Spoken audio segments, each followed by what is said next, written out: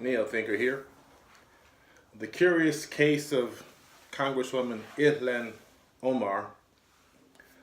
Apparently, what's going on is that they were going to pass a resolution in which she was going to be reprimanded by the liberal Democrats for her statements about Israel and the influence of AIPAC on the Congress and Senate, and also just the undue influence by this organization over the whole political apparatus inside the United States.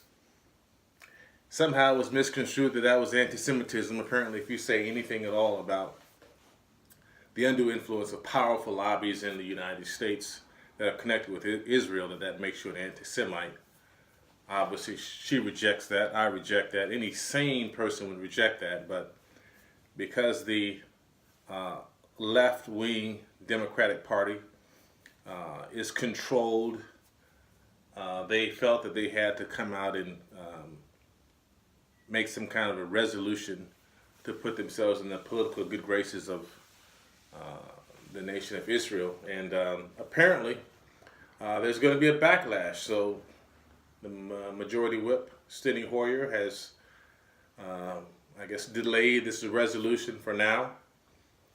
They don't really want to move forward with it. There's apparently a lot of people that have told the Congress that they will walk away from the Democratic Party if this injustice is handed down against the Congresswoman.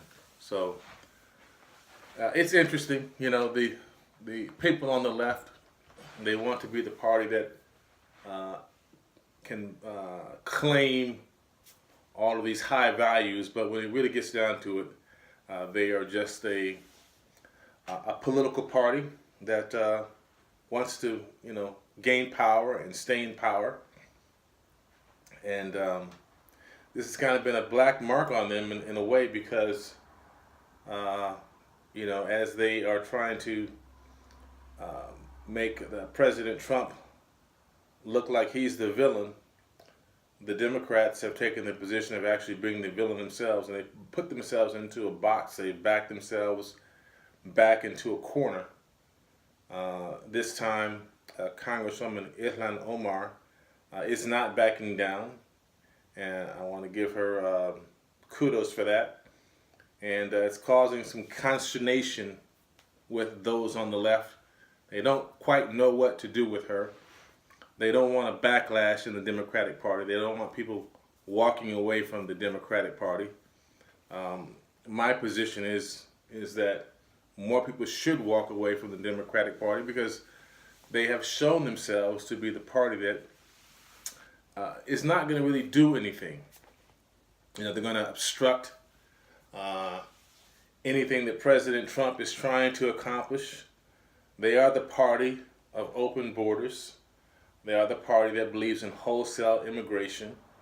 They are the party that believes in a number of kind of immoral activities that most people in America reject. So it should be a party that's rejected outright. They wanted to kind of censor Congresswoman Ilhan Omar. They felt that they could kind of silence her and help her to understand how things work in Washington, D.C. Apparently that's not working.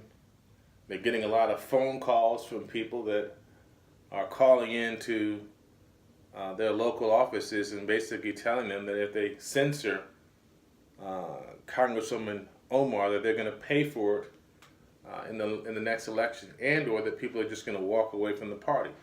So this is all very interesting. I'm glad to see it. Glad to see the people on the left finally waking up to what this party is about. When you talk about the Democratic Party, this is the party of slavery. This is the party that advocates Jim Crow.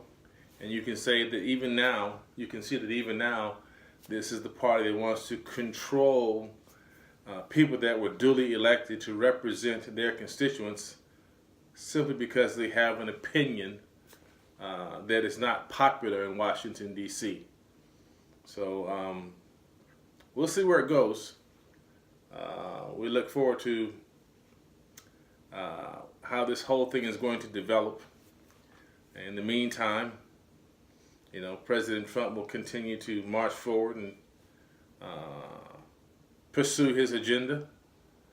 We know the Democrats will be there to try to stand in the way, but at the end of the day, it's going to wind up being a failure, just like this attempt to try and silence Congresswoman Ilhan Omar was a failure.